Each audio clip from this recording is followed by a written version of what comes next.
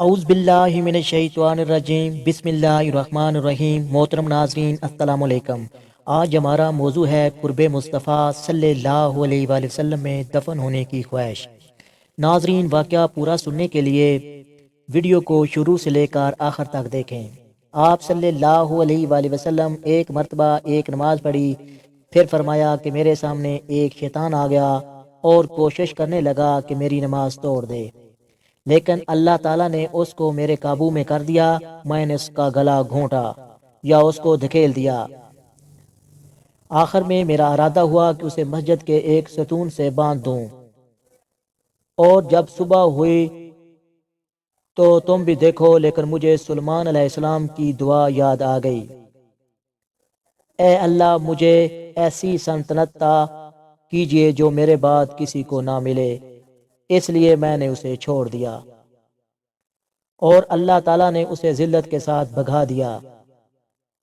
جناب حضور اکرم صلی اللہ علیہ وآلہ وسلم نے فرمایا، حضرت عثمان غنی رضی اللہ عنہ جب جنت میں منتقل ہوگا تو پوری جنت اس کے چہرے سے نور کی وجہ سے چمک اٹھے گی۔ آسمانوں اور زمین کی ہر مخلوق اللہ کی تسبیح کرتی ہے۔ ہر وہ چیز جو آسمانوں میں ہے اور زمین میں اللہ کی تسبیح کرتی ہے، اسی کی ساری بادشاہت ہے اور اسی کے لیے ساری تعریف ہے، اور وہ ہر چیز پر قادر ہے۔ اعلی مرتبت صحابہ اکرام رضی اللہ عنہ میں سے حضرات شیخین حضرت ابو بکر صدیق رضی اللہ عنہ اور سیدنا عمر فاروق رضی اللہ عنہ کی سب سے بڑی خواہش یہ تھی کہ انہیں قرب مصطفیٰ صلی اللہ علیہ وآلہ وسلم میں دفن ہونا نصیب ہو، تاکہ عالم برزخ میں بھی قرب وصال میں محبوب کے لمحات سے ان کی روحوں کو تسکین ملے۔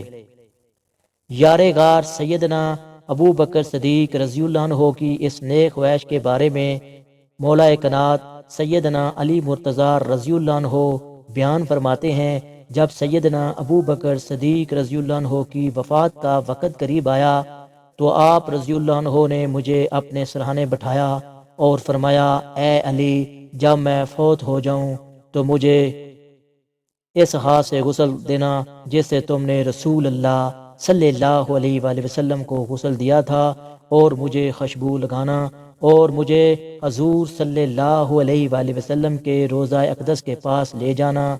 اگر تم دیکھو کہ دروازہ کھول دیا گیا ہے تو مجھے وہاں دفن کر دینا، ورنہ واپس لا کر امت المسلمین کے قبرستان میں دفن کر دینا۔ تب وقت یہ کہ اللہ تعالیٰ نے اپنے بندوں کے درمیان فیصلہ فرما دیا۔ سیدنا علی رضی اللہ عنہ فرماتے ہیں، آپ رضی اللہ عنہ کو غسل اور کفن دیا گیا، اور میں نے سب سے پہلے روضہ رسول صلی اللہ علیہ وآلہ وسلم کے دروازے پر پہنچ کر اجازت طلب کی۔ میں نے عرض کیا کہ یا رسول اللہ، ابو بکر آپ سے داخلے کی اجازت مانگ رہے ہیں۔ پھر میں نے دیکھا کہ روضہ اقدس کا دروازہ کھول دیا گیا اور آواز آئی، حبیب کو اس کے حبیب کے ہاں داخل کر دو، وہ بے شک حبیب ملاقات حبیب کے لیے مشتاق ہے۔ اسی طرح امیر المومنین سیدنا عمر بن خطاب رضی اللہ عنہ بھی اپنے آقا کریم حضور سید عالم صلی اللہ علیہ وآلہ وسلم کے پہلو میں دفن ہونے کے بہت سے زیادہ خواہاں تھے۔ جب قاتلانہ حملے کے نتیجے میں آپ کی وفات کا وقت قریب آ گیا تو آپ نے اپنے بیٹے عبداللہ رضی اللہ عنہ کو سیدہ عائشہ رضی اللہ عنہا کے پاس اجازت لینے کے لیے بھیجا۔ اگرچہ سیدہ عائشہ صدیقہ رضی اللہ عنہا نے خود ہی یہ خواہش رکھتی تھیں، اور انہوں نے فرمایا کہ وہ اس جگہ کو اپنی تدفین کے لیے پسند کرتی ہیں، مگر وہ فرمانے لگیں، اب میں سیدنا عمر رضی اللہ عنہ کو اپنے اوپر ترجیح دیتی ہوں۔ عبداللہ رضی اللہ عنہ واپس آئے اور اپنے والد کو خوشخبری سنائی۔ اس پر سیدنا عمر رضی اللہ عنہ نے فرمایا، میرے نزدیک اس رامگاہ سے بڑھ کر کوئی چیز عام نہیں ہے۔ جب میں انتقال کر جاؤں تو مجھے اٹھا کر اس جگہ پر لے جانا، سلام عرض کرنا اور عرض کرنا کہ عمر بن خطاب رضی اللہ عنہ اجازت چاہتا ہے۔ اگر وہ سیدہ عائشہ صدیقہ رضی اللہ عنہ اجازت دے دیں تو دفن کر دینا، ورنہ مجھے عام مسلمانوں کے قبرستان میں دفن کر دینا۔